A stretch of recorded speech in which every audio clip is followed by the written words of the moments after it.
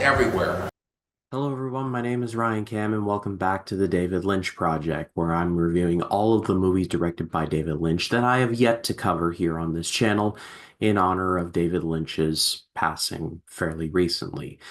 I am way behind on this and I do apologize, but I am back on it now and it is time to get back on the horse.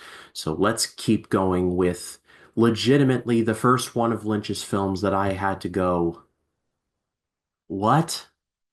It's Blue Velvet.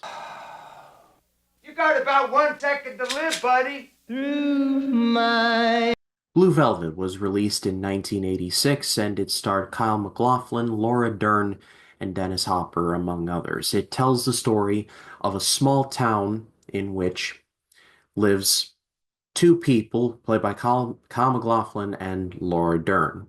MacLachlan is walking one day and he finds an ear, like a severed human ear in a field.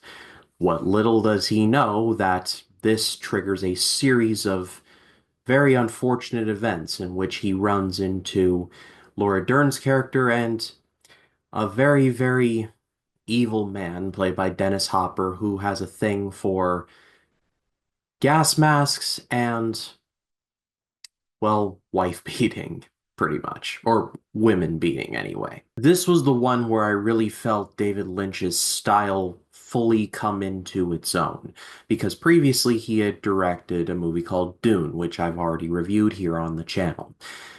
I'll be the first to admit that that movie is nowhere near as good as Dune 1 and 2 that we've gotten in the 2020s, but I still have a soft spot for it because David Lynch went all out with it, God bless him. Like he made his version of Frank Herbert's novel, and I think that should be celebrated. However, it was not his, like, and neither was The Elephant Man. Like, the only original thing he had done up to that point was Eraserhead.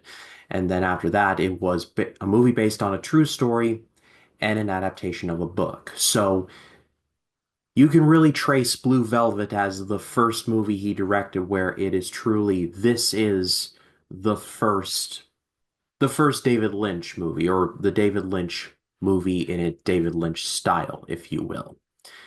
And this movie left me with a lot more questions than answers. And let me just get out in front of it and say that I actually admire parts of this movie technically, and I think there's some strong performances here, but this is the first one that I can safely say I do not get it.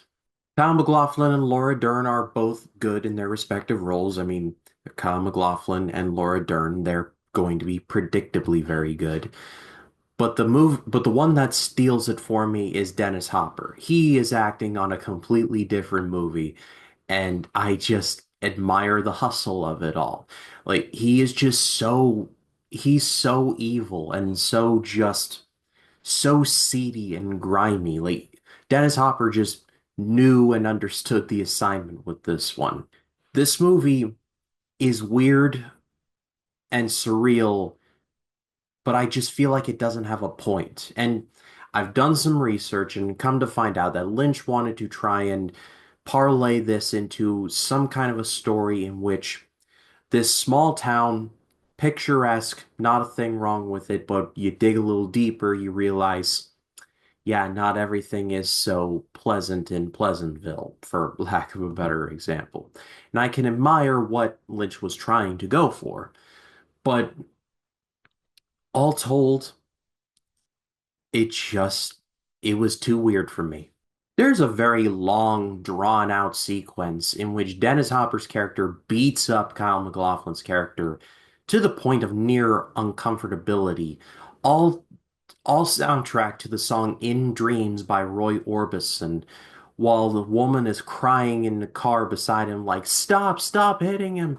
And like Dennis Hopper smearing lipstick on this poor guy. I'm just sitting there and I'm just thinking to myself, how did we get here? I've been, I feel like I'm reading a book and I'm like, okay, chapter one, chapter two, chapter 10. I get what Lynch was trying to do here and I understand what he was trying to accomplish. I just feel like this is one of those movies where it's like too weird to live and too rare to die, in that the style and the technical side of things is really good. However, there's also a lot of weird and unexplained things that I just feel like were just there to be like surreal. Like they were just there for the sake of being there.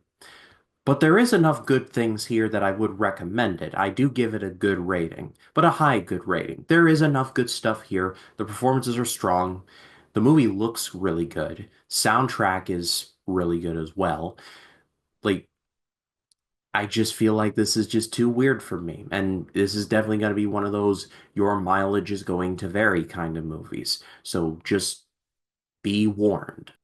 It gets weirder and it gets more aggravating as we go later into Lynch's career, but this is truly up to this point in this project the most Lynch of David Lynch's films, in my opinion, of the ones that I've covered for this. I feel like I'm missing something, so I pass it off to all of you. If you've seen Blue Velvet and you like it, help me out. Let me know in the comments. I'd love to read what you have to say. And stay tuned for next time. And like I said at the end of the Elephant Man review, I said that Wild at Heart was coming up next. It was really Blue Velvet. So with feeling this time, next time up on the David Lynch project is Wild at Heart. So stay tuned for that. My name is Ryan Cam, and I'll see you in the next one.